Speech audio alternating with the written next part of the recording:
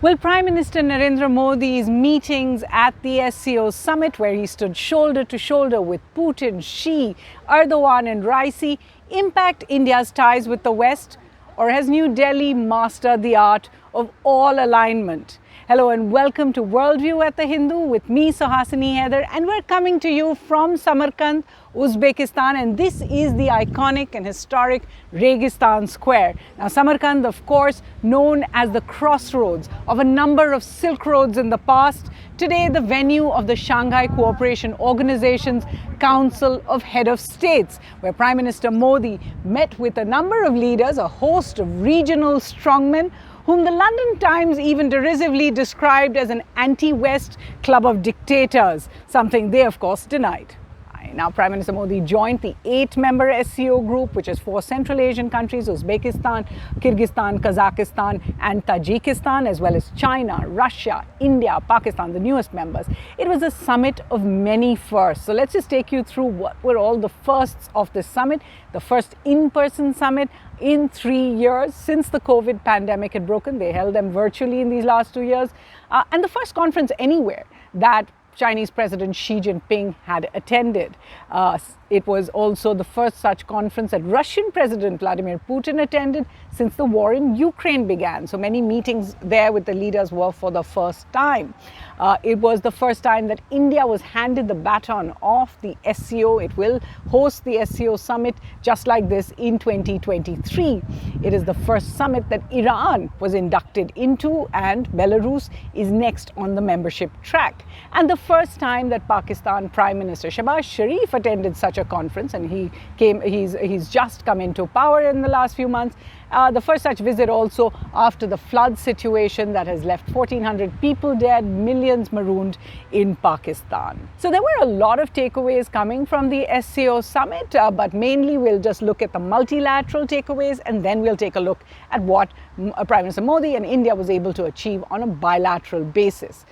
So the first is the multilateral track, and in that SCO meeting, first a restricted meeting, after which there was a broader meeting where we heard those speeches. There was firstly an agreement on terrorism, on building a consolidated list of terrorist entities in the SCO region. The second, on climate change, a joint statement for the first time on tackling climate change, very important given Pakistan's troubles with climate change and the flood situation. The third, an agreement on an action plan for what is called the Treaty on Long-Term Good Neighborliness, Friendship and Cooperation between all the SCO countries. The fourth, and this was something Prime Minister Modi actually proposed, India to chair a joint working group on innovation and startups, and talking about health tourism as well as alternative health mechanisms. The fifth, that Varanasi was designated as the tourist and cultural capital of the Shanghai Cooperation Organization for 2022-23, which is when India will host the summit. Then there was the induction of Iran and an agreement that Belarus will be members, as well as look at the dialogue partnerships, because these will eventually lead to memberships, and it's clear that the Central Asian Eurasian grouping is spreading towards West Asia and South Asia. So Saudi Arabia, Qatar, Egypt, dialogue partners, agreement on Maldives, Myanmar, Kuwait, Bahrain and the UAE to join as well.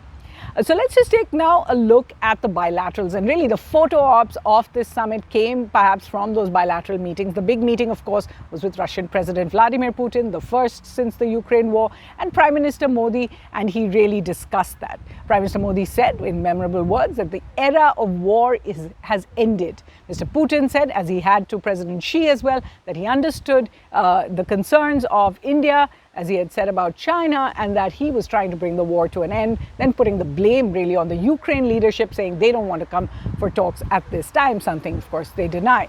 The second big meeting with the Iranian President Ibrahim Raisi focused on Chabahar and energy ties. In particular, Iran wants India to restore its oil imports that it had cancelled under the threat of US sanctions in 2018-2019, and of course says now that you're standing up on Russian sanctions, maybe time to stand up and take back some of those oil imports from Iran. Then the big meeting, unexpected one, with Turkish President Recep Tayyip Erdogan, obviously very tense ties between India as well as Turkey over Turkey's statements on Jammu and Kashmir, but this was a first. They discussed bilateral trade and cooperation. And finally, with the Uzbekistan President Mirziyoyev, where they discussed Chabahar, connectivity and more trade. So what are the downsides? You know, we talk about the SCO as this grouping that India is part of, and it is a broad partnership. It is 8 countries, very powerful countries. This, in India's Eurasian region, connectivity to Central Asia comes through in it. As I said, these are nuclear powers as well, as the fact that this is an area where India can sit with Russia, China, and other countries that really impact the region, Afghanistan, for example. But what is the other side to it all, and why do people suggest that perhaps we should take another look at India's membership of the SCO? So the first is really that it is all alignment, and when you say you are going to be in the Quad, you're going to be in the SCO, it means putting your feet really in different boats. It's a very difficult balancing trick, if you like. You're annoying Western partners in the Quad, in the I2U2 as well. You're standing shoulder to shoulder with really a lot of dictators, authoritarian countries, versus the other ones which are coalitions of democracy, values shared between them. Also, you're dealing with sanctioned countries, Russia, Iran, Belarus, China. This could signal problems for India down the road economically. There's also the problem of inbuilt rivalries within the SCO, of course, India and Pakistan, India and China, within Central Asian countries as well. Now, at the summit, remember, Prime Minister Modi didn't actually come for the informal summits. He skipped the dinner, he skipped any kind of social gathering with the other leaders, he skipped eye contact during the 2 photos that we saw with both Prime Minister Sharif as well as President Xi. You know, we did see that the Prime Minister did not, wanted to avoid really being seen with them. He didn't have any kind of structured bilateral meeting with them. Then you see the fact that the SCO talks on terrorism, but there's no walk. On the same day that the SCO brought out that declaration on terrorism, we saw China move to block a proposal by India really to designate a Pakistani terrorist, Sajid Mir, there at the United Nations Security Council. Now, in an interview to The Hindu, Foreign Minister of Pakistan, Bilawal Bhutto, said that he also believes that Masood Azhar, which is wanted by India and India believes is in Pakistan, is actually in Afghanistan. He said that Sharif and Modi had not met at the summit and that Pakistan had not asked India for any assistance during the floods.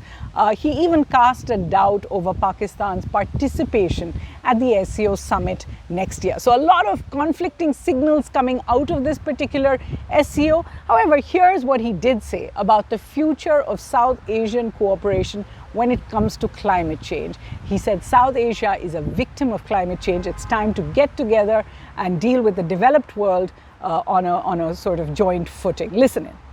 जहाँ तक मौसमी तब्दीली का सवाल है और जो हमारे यहाँ कुदरती आफत के नतीजे में एक सिलसिला चल रहा है, आज पाकिस्तान हो सकता है, कल भारत होगा, परसों कोई और मुल्क होगा, और कोई एक मुल्क इस किस्म का नेचुरल डिज़ास्टर को और मौसमी तब्दीली का मुकाबला नहीं कर सकते हैं। और इसका कसूरवार ना पाकिस्तान है, ना भारत है, ना बांग्लादेश है, ना श्रीलंका है। ये वो बड़े बड़े ममालिक हैं जो अपने इंडस्ट्रियलाइजेशन करते हुए, अपने आप को अमीर बनाते हुए हमारा क्लाइमेट चेंज को नुकसान पहुंचाया है कार्बन के नतीजे में, और अब उसका नुकसान हमारे गरीब हुआ जिसका कंट्रीब्यूशन नहीं है। मसलन पाकिस्तान का तो 1% ऑफ कार्बन एमिशन से कम भी है, तो उनका कसूर नहीं है, लेकिन नुकसान वो भुगत रहे। और मैं समझता हूँ कि जो क़यादत है बाकी ममालिक के, हम जैसे ममालिक के, हमें इस पे सोचना चाहिए कि हम कैसे मिल के उन बड़े ममालिक से बात कर सकते हैं कि हमें अब इस आने वाले वक्त में अपने आप को तैयार करना है इस किस्म के कुदरती आफत का मुकाबला करने के लिए। That's it on this special edition of Worldview. We're going to leave you with these visuals from the Samarkand Cultural Park meant for the SCO Summit.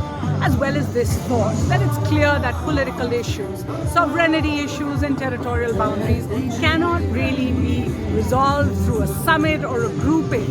Even so, it is possible, especially in a globally polarized world, that trade, energy, connectivity and people-to-people ties do help rediscover as well as re-establish the power of a common geography and shared history. From the team at Worldview, thanks for joining us.